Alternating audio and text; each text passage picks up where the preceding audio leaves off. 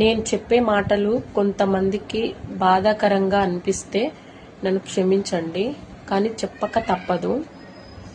ఈ మధ్య బాగా కొంతమంది ఆడవాళ్ళకి బాగా ప్యాషన్ అయిపోయింది. 2-3 పిల్లలు పుట్టినాక అదేంటో మరి ఏం మాయ రోగం వస్తుందో ఏమో, భర్తను చూస్తే తండ్రి లాంటి ఫీలింగ్స్ వస్తాయంట కొందరు ఆడవాళ్ళకి. ఈ మధ్యనే తెలుస్తుంది నాకు. భర్తని తండ్రిలాగా గౌరవించండి, అది వేరే విషయం. కానీ భర్తతో నా 2-3 పిల్లలను కన్నాక భర్తతో నా తండ్రి లాంటి ఫీలింగ్స్ రావడం ఏంటి? వేరే వాడి మీద మంచి ఫీలింగ్స్, మొగుడి మీద వచ్చే ఫీలింగ్స్ రావడం ఏంటి చెండాలంగా?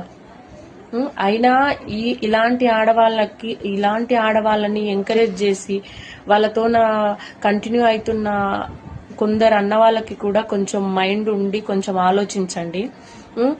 2-3 పిల్లలను కన్న తల్లి భర్త కన్నులు కప్పి మీతో అక్రమ సంబంధం పెట్టుకొని ఎక్కువ తక్కువ అయితే వాళ్ళను చంపేసో లేదో వాళ్ళని వదిలేసో రావడానికి సిద్ధపడుతుంది అంటే రేపు పొద్దున మీరు వాళ్ళకు ఒక లెక్క కాదు.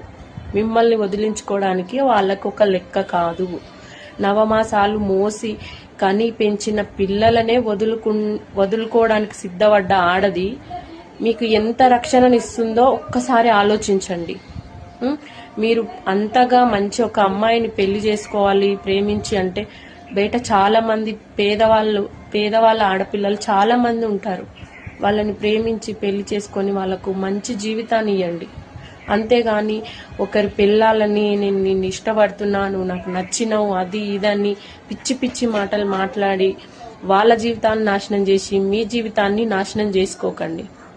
రేపు పొద్దున్న మీరు కూడా అలాంటి పరిస్థితుల్లో ఉంటే, మీరు కూడా ఒక అమ్మాయిని పెళ్లి చేసుకొని ఒక 2-3 పిల్లలు పుట్టినాక మీ పెళ్ళాం కూడా అలాంటి, ఇప్పుడు మీకు ఎవరైతే సహకరిస్తుందో ఒక ఆడ మనిషి, అలాంటి మనిషి వేరే వాళ్ళకి అలవాటు అయ్యి మీ జీవితాన్ని నాశనం చేస్తే మీ జీవితం ఎట్లా ఉంటుందో ఒక్కసారి ఆలోచించండి.